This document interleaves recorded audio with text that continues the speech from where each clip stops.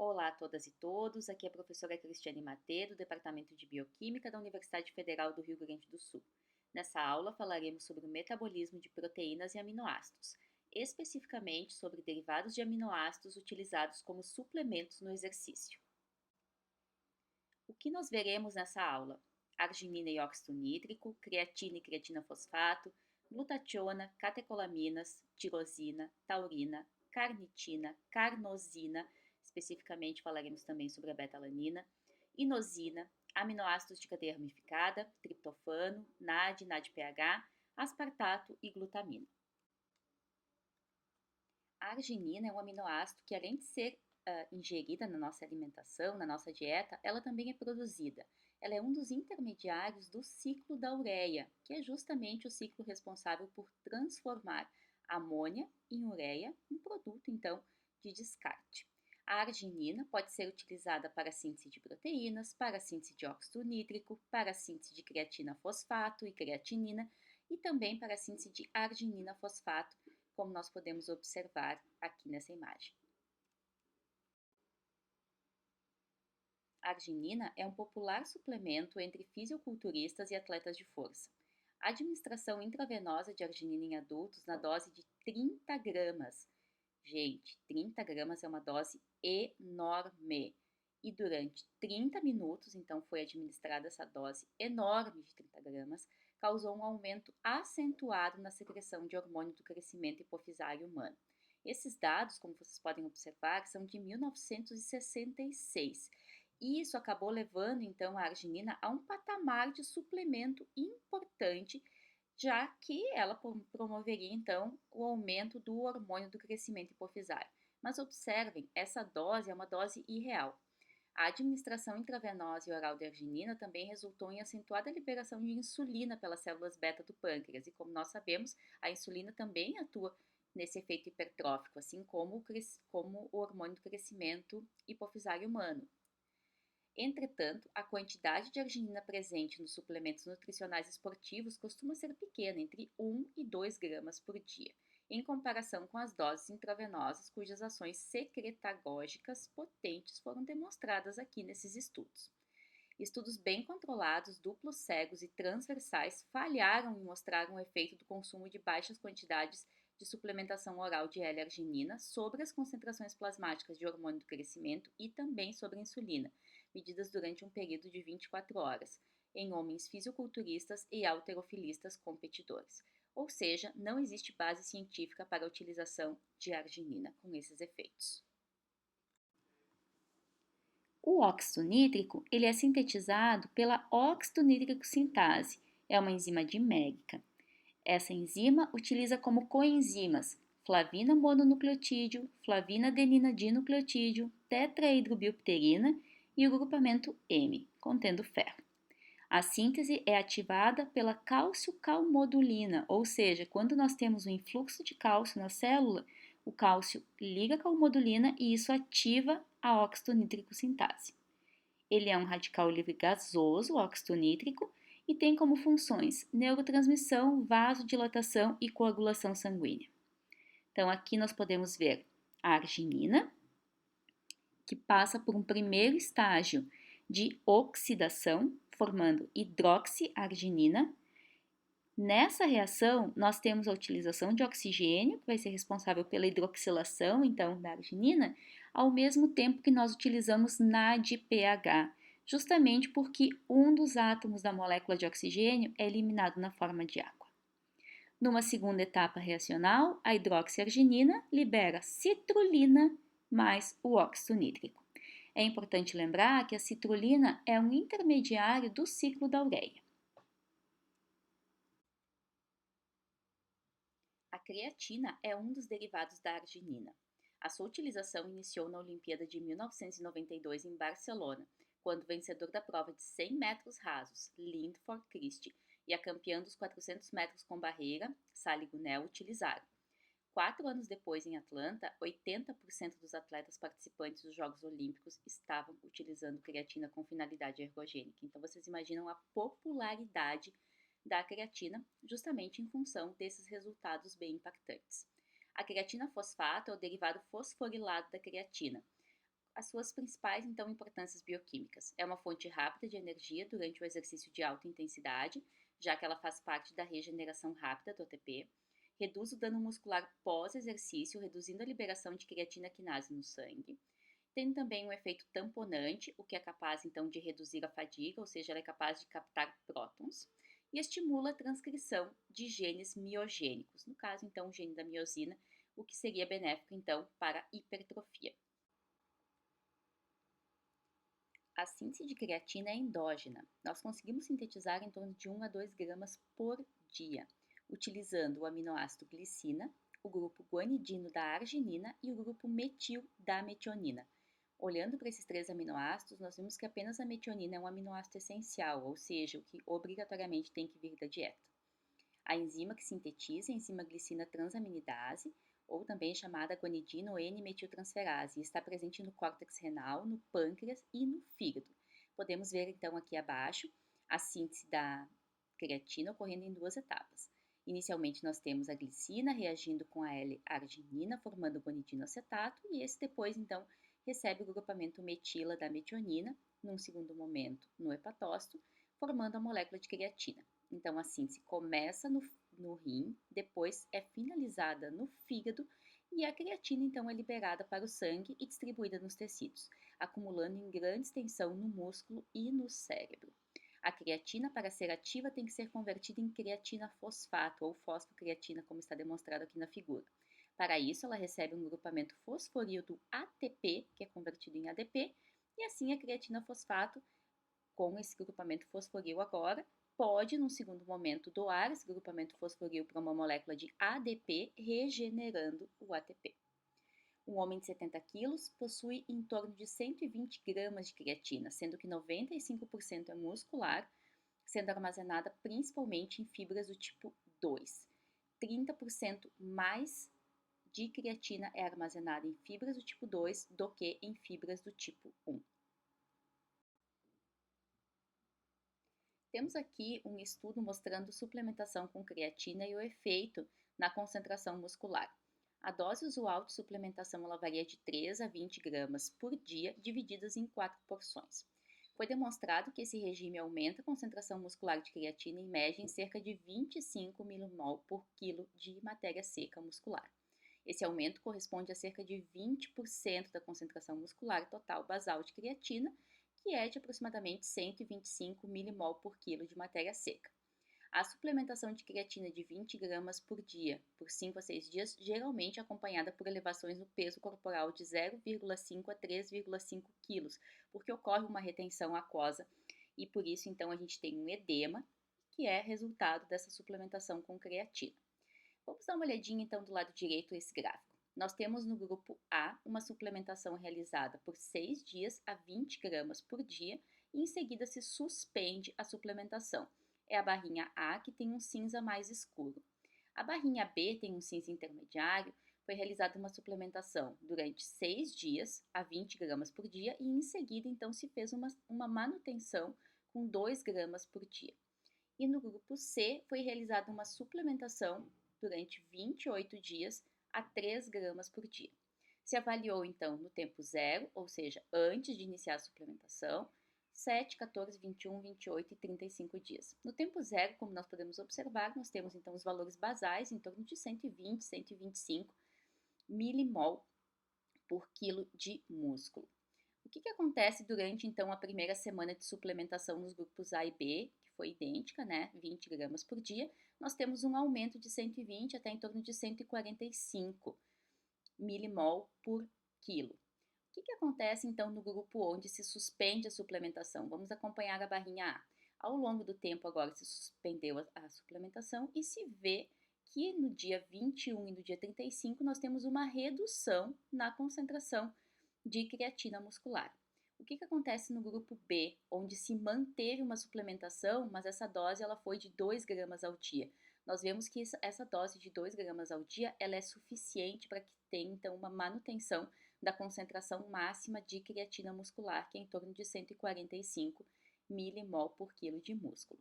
Agora vamos avaliar o grupo C. O grupo C recebeu 28 dias, 3 gramas por dia. Esse é um regime bastante utilizado. como nós podemos observar aqui, do 0 para o dia 14, nós já temos um aumento bastante importante, que ele varia de 120 a quase 140, e chegando no dia 28, nós já temos, então, os valores compatíveis com os valores encontrados nos demais grupos onde foi feito a dose de ataque e a manutenção de 2 gramas por dia. Então, depende muito, né, do objetivo de cada atleta. Se eu posso, por exemplo, começar minha suplementação com 2 gramas ao dia ou 3 gramas ao dia, que foi o caso aqui, de 3 gramas ao dia, e manter essa suplementação de 3 gramas ao dia ao longo do tempo, ao longo de um mês eu já atingi minha concentração máxima. Ou então, a segunda opção seria realizar um ataque, uma dose de ataque de 20 gramas ao dia durante uma semana, 6 dias aqui nesse caso, e depois realizar a manutenção com 2 gramas ao dia. Tudo depende também dos custos, a gente sabe que creatina ela é muito cara. E apesar disso, o uso mundial da creatina está em torno de 3 milhões de quilos por ano. É incrível essa concentração, né? essa dose, essa quantidade de creatina utilizada mundialmente. E ela realmente, né, tem muita fama porque ela tem efeitos bastante benéficos. Aqui nós temos então a creatina quinase. A reação que ela catalisa, que nós acabamos de ver, está representada aqui novamente: creatina mais ATP sendo fosforilado, a creatina fosfato liberando ADP. São 5 isoenzimas, 2 mitocondriais e 3 citosólicas, sendo que as citosólicas são diméricas. Nos músculos, então, nós temos a forma MMCK, no músculo cardíaco MBCK e no cérebro BBCK, sendo que esse M ele significa muscle, do inglês, então, músculo, e o B significa brain, que vem do inglês também e significa cérebro ou encéfalo. Do lado direito, nós temos o sistema de transferência de energia, desde o local onde a gente tem a síntese de ATP, que é dentro da matriz mitocondrial, bem abaixo, até o local onde ele vai ser utilizado no citosol.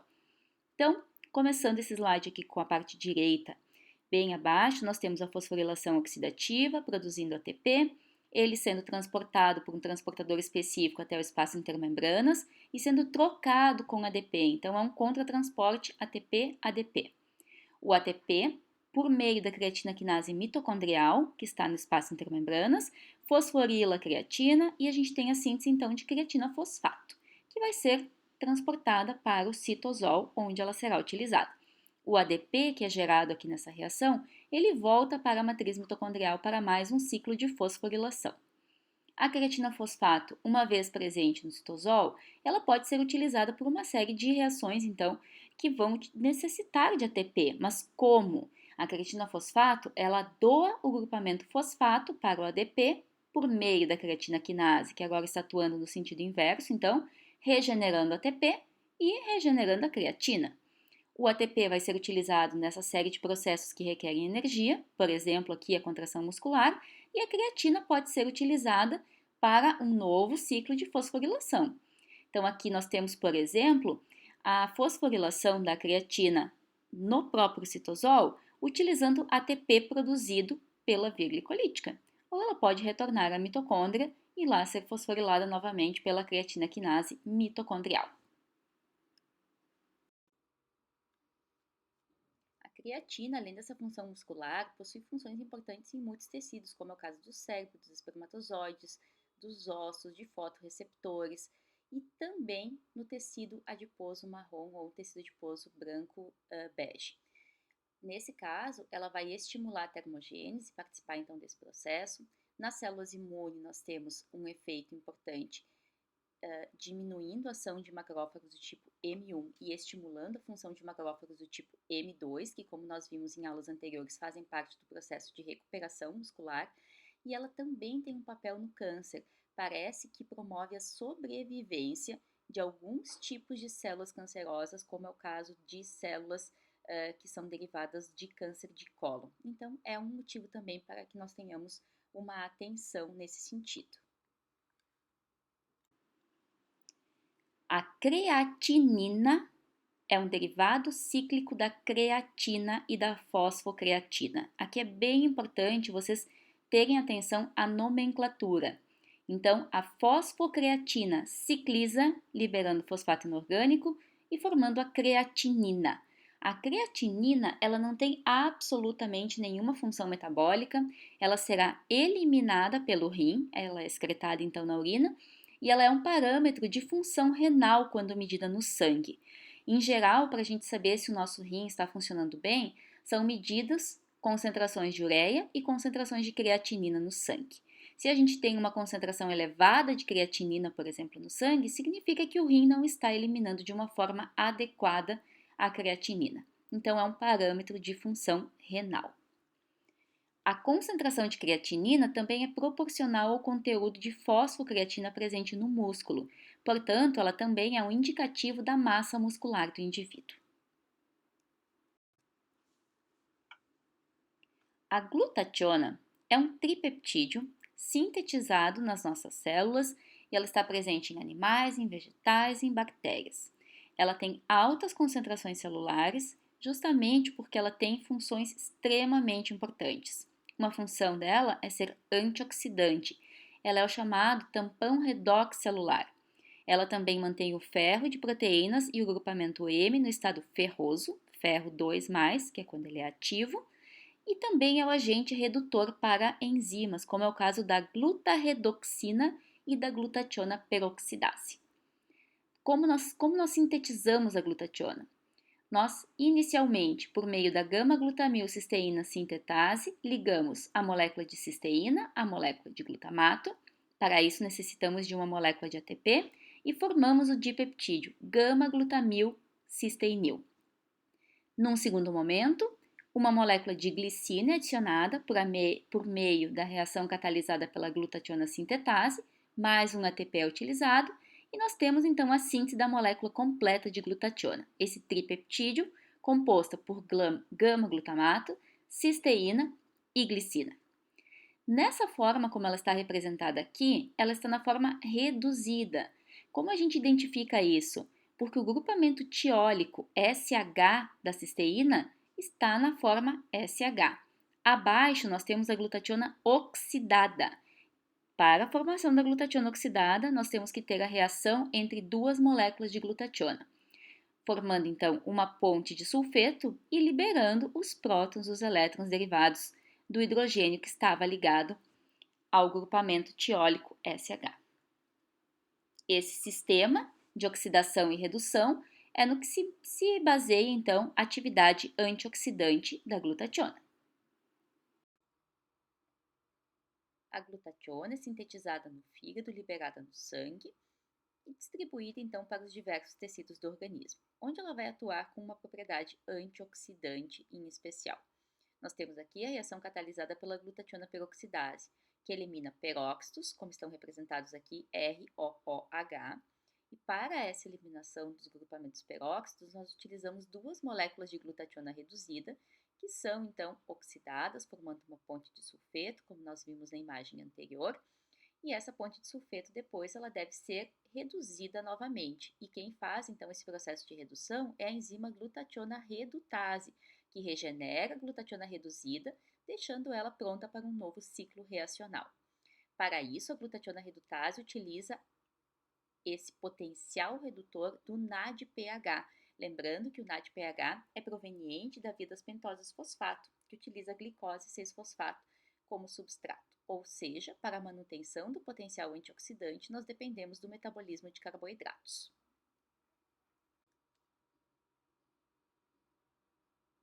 Nós temos aqui nessa imagem a reação de síntese da glutationa na parte superior, que nós já falamos anteriormente, e a glutationa, então, podendo ser utilizada de uma forma direta, eliminando, por exemplo, peróxido de hidrogênio, como está demonstrado aqui no segundo painel, ou então sendo utilizada na regeneração do ácido ascórbico, ou então sendo utilizada para as diversas enzimas que utilizam glutationa como potencial redutor.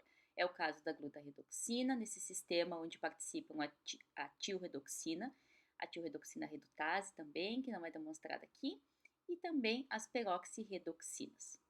Temos aqui a conversão, então, de glutationa reduzida em glutationa oxidada, ou seja, são utilizadas duas moléculas de GSH, formando uma molécula de GSSG, nesse processo de eliminação de espécies reativas.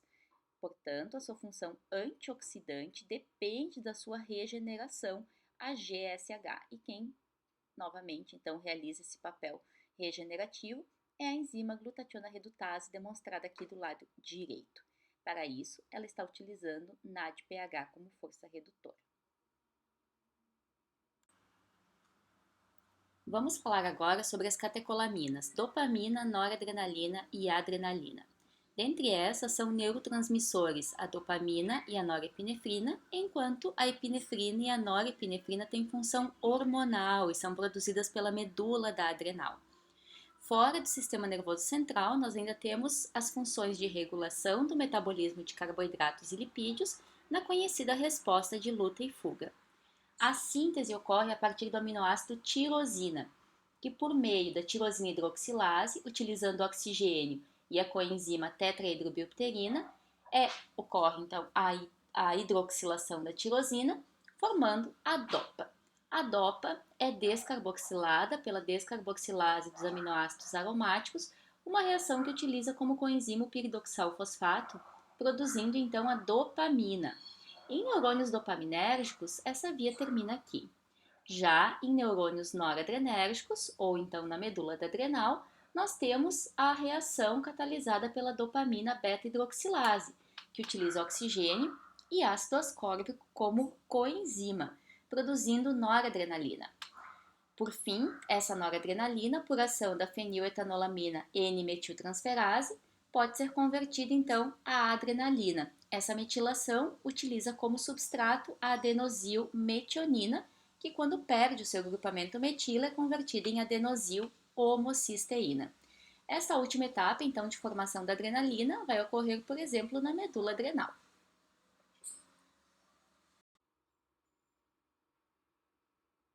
A suplementação de tirosina, especificamente, parece promover uma atenuação consistente das perdas de função cognitiva quando os indivíduos são expostos a ambientes extremos e desafiadores.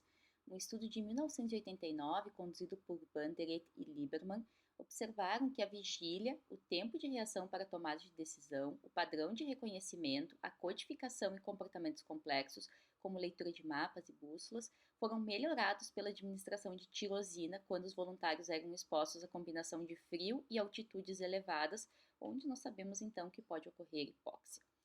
O grande problema desse estudo foram utilizadas altas doses em tempos prolongados e isso pode afetar o sistema nervoso simpático. Uma alternativa então seria a utilização da cafeína. A taurina é derivada da cisteína. É um derivado de aminoácido bastante abundante intracelularmente, é importante no desenvolvimento cerebral e ela forma conjugados com ácidos biliares, aumentando o fluxo biliar e a remoção de colesterol pelo fígado. Nós temos aqui então a molécula de cisteína inicial, pela cisteína dioxigenase, ela será oxidada, como nós vemos aqui, então o enxofre recebe oxigênio. Numa sequência de reações, a gente tem a formação da taurina. É importante lembrar que a taurina também pode ser utilizada na síntese de sais biliares, como ácido taurocólico. Nós já falamos sobre isso quando falamos de digestão de lipídios. A carnitina é derivada da lisina e é responsável pelo transporte de ácidos graxos através da membrana mitocondrial. Ela é sintetizada através da trimetilação da lisina em proteínas. Quando as proteínas são degradadas, a carnitina é liberada. Isso acontece nos rins e no fígado. Então, nós temos aqui do lado direito a trimetillisina, que pode ser proveniente de alguma proteína, então, que foi degradada pelo proteassomo. Essa trimetillisina passa por uma sequência de reações até a formação da carnitina, como nós temos aqui então do lado direito. Carnosina é um dipeptídeo formado por histidina e beta-alanina, com funções antioxidante e também de tampão celular. Algumas das suas propriedades são reduzir a fadiga e melhorar o desempenho no treinamento. Possui uma alta concentração muscular que chega até 10 milimolar. Também no cérebro essa concentração é aumentada. Atletas que fazem sprints possuem concentrações musculares mais altas, mostrando então que é uma adaptação importante nesse tipo de treinamento específico. A beta-alanina, que é um dos aminoácidos que a compõe, é um suplemento alimentar, mas também pode ser encontrada naturalmente em carnes. A ingestão de carnosina não é efetiva em aumentar a sua concentração intramuscular, já que ela é quebrada no trato gastrointestinal e tem uma absorção precária. A carnosina intacta também não é captada pelo músculo, e sim sintetizada dentro da fibra muscular, a partir dos seus aminoácidos constituintes por ação da enzima carnosina sintase. A beta-alanina é sintetizada no fígado a partir da uracila, que é uma base pirimidina usada na síntese do RNA. E evidências sugerem que a suplementação com beta-alanina pode levar a um aumento de cerca de 80% no conteúdo de carnosina muscular, o que pode resultar em aumento do tamponamento de prótons intramuscular, reduzindo então assim a fadiga. A ingestão total de 3,2 a 6,4 gramas por dia ao longo de uma faixa de 4 a 10 semanas resulta em um aumento de até 80% nos conteúdos de carnosina muscular. Um efeito colateral importante, a gente precisa chamar atenção, é a parestesia, que é uma sensação de formigamento na pele e ela tem assim uma sensação realmente bastante desconfortável quando se utiliza, além do rubor. A inosina é o nucleotídeo precursor do ATP. Os fabricantes alegam que a inosina aumenta as reservas de ATP, melhorando assim a força muscular, a qualidade do treino e o desempenho. Ela melhoraria a distribuição de oxigênio para as células e a resistência. A crença de que a inosina melhora a resistência baseia-se no seu papel na formação de 2,3-difosfoglicerato, que é uma substância presente nos eritrócitos que facilita a liberação de oxigênio para os tecidos. Ele é um metabólito regulador, então, da liberação de oxigênio. Outros mecanismos sugeridos para os efeitos ergogênicos da inosina incluem o aumento da contratilidade cardíaca, da atividade vasodilatadora e da estimulação da liberação de insulina, aumentando a distribuição de glicose para o miocárdio. Como eu chamei a atenção no início, esses são dados então provenientes dos fabricantes. O que efetivamente já se comprovou? Os estudos realizados até o momento não comprovam nenhum desses efeitos, inclusive mostrando um efeito ergolítico, ou seja, que induz a fadiga com a utilização da inosina.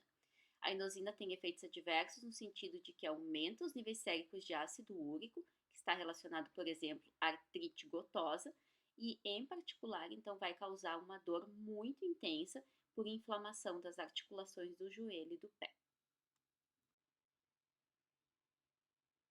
Nós temos 3 aminoácidos de cadeia ramificada que são essenciais na alimentação: leucina, valina e isoleucina. Um suplemento de aminoácidos de cadeia ramificada típico, comercializado na forma de comprimidos, contém cerca de 100 mg de valina, 50 mg de isoleucina e 100 mg de leucina. Para ter uma ideia, um peito de frango com 100 gramas contém cerca de 470 mg de valina, 375 mg de isoleucina e 656 mg de leucina, ou o equivalente a cerca de 7 comprimidos desse mesmo suplemento. O amendoim contém ainda mais aminoácidos de cadeia ramificada. Apenas 60 gramas de amendoim contém o equivalente a 11 comprimidos. Se diz, então, que os aminoácidos de cadeia ramificada poderiam ser um combustível durante o exercício e poderiam ter um efeito poupador de glicogênio.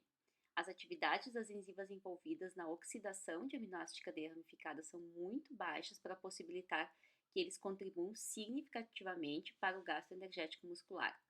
Estudos detalhados usando aminoácidos de cadeia ramificada marcados com carbono 13, ou seja, marcados radioativamente, mostraram que a oxidação desses aminoácidos sofre um aumento de apenas 2 a 3 vezes durante o exercício, enquanto a oxidação de carboidratos e gorduras aumenta em torno de 10 a 20 vezes, mostrando então que realmente os aminoácidos eles não têm um papel relevante como substrato energético. Também se alega que eles reduzem a proteólise. Dados baseiam-se principalmente em estudos in vitro iniciais que demonstraram que a adição de aminoácidos de cadeia ramificada a um meio de incubação ou perfusão estimulou a síntese proteica e inibiu a degradação de proteínas em tecidos. Vários estudos em vivo em indivíduos saudáveis falharam em confirmar o efeito positivo sobre o balanço proteico, que foi observado então in vitro. É muito importante ter cuidado com os estudos que a gente avalia no momento de indicar a utilização de algum tipo de suplemento para os nossos atletas, já que alguns desses estudos eles acabam sendo estudos pré-clínicos e eles carecem então de uma validação clínica. Outra alegação é de que os aminoácidos de cadeia ramificada reduzem a fadiga. A hipótese da fadiga central também prevê que a ingestão desses aminoácidos elevará a concentração plasmática de aminoácidos de cadeia ramificada e assim diminuirá o transporte de triptofano para o cérebro. A subsequente formação diminuída de serotonina pode aliviar as sensações de fadiga e, desse modo, melhorar o desempenho no exercício de resistência. É importante ressaltar aqui, então, que os transportadores de triptofano e dos aminoácidos de cadeia ramificada são os mesmos, então, pela barreira hematoencefálica, por isso que eles teriam esse mecanismo competitivo. Um estudo de 95 de Van Hal mostrou que o desempenho do teste de tempo em ciclistas treinados que consumiram bebidas de controle contendo apenas carboidrato, tem sacarose a 6%, suplementado com uma dose baixa de aminoácidos de cadeia ramificada, 6 gramas por litro, ou com uma dose alta de aminoácidos de cadeia ramificada, 18 gramas por litro durante o exercício, não observou nenhuma diferença no desempenho no teste de tempo. Em relação à síntese proteica e um desses aminoácidos de cadeia ramificada específico, que é a leucina, ela estimula o complexo do alvo em mamíferos da rapamicina 1, que é conhecida então como mTOR, uma proteína sinalizadora essencial e deflagra uma elevação da síntese proteica muscular. A proteína do whey, por exemplo, contém 10 gramas de leucina a cada 100 gramas do whey, o que representa uma quantidade maior de leucina por grama em comparação ao observado na caseína ou na proteína de soja. A quantidade limiar de leucina para a deflagração, então, do estímulo da síntese proteica muscular parece ser em torno de 3 gramas de leucina por refeição. A adição de mais outros 2 aminoácidos de cadeia ramificada, que são a isoleucina e a valina, não promove nenhuma melhora adicional na síntese proteica muscular, ou seja, parece ser um efeito da própria leucina ou então de um dos seus metabólitos, como nós veremos a seguir. Aqui eu coloquei uma tabelinha para vocês, mostrando então onde nós conseguimos obter uma quantidade adequada de leucina. Então, por exemplo, na proteína isolada do whey, 25 gramas vão fornecer 3 gramas de leucina. Na proteína isolada de soja já são 37 gramas. No iogurte grego, 300 gramas, um pote grande de iogurte, então, né? No caso do ovo, precisam ser consumidos 4 ovos grandes. Aqui é importante chamar atenção para o conteúdo de colesterol que nós temos no ovo. No caso do feijão, 525 gramas, então mais de meio quilo de feijão. E assim por diante. O beta-hidroxibetametilbutirato, ou HMB, é um metabólito da leucina, muito utilizado por fisiculturistas, e se alega então que o HMB aumenta a massa magra corporal e a força, melhora a recuperação, melhora a função imune, diminui o colesterol no sangue, confere proteção contra o estresse e diminui a gordura corporal. Nós temos uma síntese endógena de 0,2 até 0,4 gramas por dia desse metabólito. Então, ele é derivado da leucina, nós o sintetizamos, mas também pode ser utilizado como um suplemento alimentar. O triptofano estimula a liberação do hormônio do crescimento, é precursor da serotonina, que é um neurotransmissor cerebral capaz de induzir a sonolência, diminuir a agressividade e deflagrar um humor mais brando. Também foi sugerido que a serotonina diminui a percepção dolorosa. Em um estudo conduzido por Stensrud em 1992, 49 corredores do sexo masculino foram submetidos à prática de exercícios até exaustão, a 100% VO2, e nenhum efeito significativo da suplementação com triptofano sobre o tempo de resistência foi observado. Um estudo muito bem controlado, conduzido por Van Hal em 1995, envolvendo 8 ciclistas que receberam suplementos de triptofano, não detectou também qualquer efeito durante o tempo até a exaustão a 70% do VO2. Temos também possíveis efeitos sobre a fadiga central, já que o triptofano dá origem à serotonina e ela possui um efeito ergolítico no exercício prolongado. Existe uma alta concentração de triptofano no leite, derivados, frango, aveia, amendoim e chocolate. Ou seja, existem dados mostrando então uma diminuição da atenção, inclusive relacionada à serotonina, e pelo que nós podemos observar aqui, o triptofano ele não seria então adequado como uma suplementação.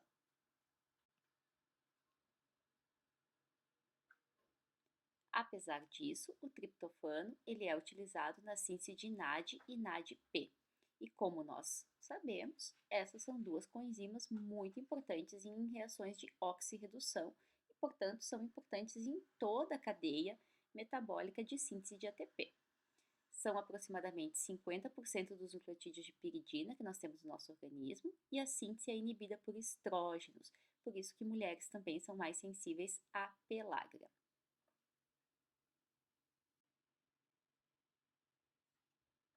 O aspartato é um precursor de intermediários do ciclo de Krebs. Ele reduz o acúmulo plasmático de amônia durante o exercício. Como a formação de amônia está associada com a fadiga, a suplementação de aspartato teoricamente poderia então ser ergogênica.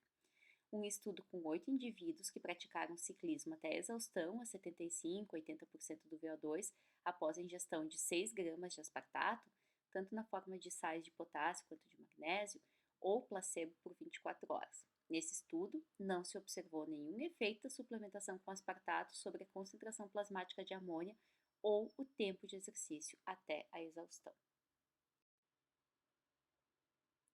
A glutamina é um aminoácido não essencial, é um aminoácido dos mais abundantes que a gente tem no músculo e também no sangue. Ele é responsável pelo transporte de amônia entre os tecidos e a ingestão diária normal de glutamina a partir das proteínas da dieta é de cerca de 3 a 6 gramas por dia, considerando uma ingestão diária de proteínas de 0,8 até 1,6 gramas por quilo de peso corporal para um indivíduo então de 70 quilos. A glutamina é usada em altas taxas pelos leucócitos sanguíneos e, em particular, os linfócitos, para o fornecimento de energia e de condições ideais para a biossíntese de nucleotídeos e, portanto, da proliferação celular. Em períodos de treino muito intenso, estão associados com uma redução crônica nos níveis plasmáticos de glutamina, sendo que essa redução pode ser parcialmente responsável pela imunodepressão evidenciada por muitos atletas de resistência. A glutamina também é muito utilizada por intestino e rins no controle do pH urinário. Existe uma alegação de que a glutamina auxilia na hidratação. O transporte de água no intestino para a circulação é promovido pela presença de glicose e sódio nas bebidas.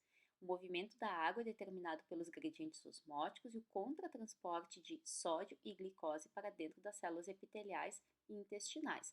É acompanhado então pelo movimento osmótico de moléculas de água na mesma direção. A glutamina é transportada para dentro das células epiteliais intestinais através de mecanismos dependentes e independentes de sódio. E a adição de glutamina a soluções de reidratação oral aumenta a taxa de absorção hídrica para valores superiores à taxa de absorção da água ingerida pura. Um grande problema que nós temos é a instabilidade da glutamina em solução, o que muitas vezes acaba então inviabilizando a sua utilização nesses drinks energéticos e, consequentemente, nós não temos esse efeito hídrico, né, de superidratação com a glutamina. Outra alegação é de que a glutamina melhora o balanço proteico muscular. A glutamina ingerida em adição ao carboidrato e aos aminoácidos essenciais parece suprimir uma elevação da proteólise corporal total durante os estágios tardios da recuperação. Entretanto, esses resultados ainda são controversos. Outra alegação é de que a glutamina reduz lesão e dores musculares. Não existe nenhuma evidência que sustenta que há realmente uma diminuição da sensação dolorosa na musculatura quando a glutamina é consumida em comparação à utilização de placebo. Também se diz que a glutamina melhora a imunidade. O exercício prolongado a 50 até 70% do VO2 máximo causa uma queda de 10 a 30% na concentração plasmática de glutamina, que pode se estender por várias horas durante a recuperação. Essa queda na glutamina plasmática coincide com a teoria de que existe uma janela de oportunidade para infecções, principalmente do trato respiratório superior, após o exercício prolongado, quando um atleta está mais suscetível então a essas infecções. Um estudo mostrou que um suplemento de glutamina oral, 5 gramas em 330 ml de água, consumido imediatamente após e depois de 2 horas de uma maratona, reduziu a incidência de infecção do trato respiratório superior durante o período de 7 dias subsequente à corrida. São resultados bastante animadores, mas os dados ainda são controversos. A glutamina é considerada relativamente segura e bem tolerada pela maioria das pessoas, embora a administração a indivíduos com distúrbios renais não seja recomendada. Não há relatos de reações adversas à suplementação de glutamina em curto prazo e também não há informação disponível sobre o uso prolongado em concentrações superiores a 1 grama por dia. Doses excessivas podem acarretar problemas gastrointestinais.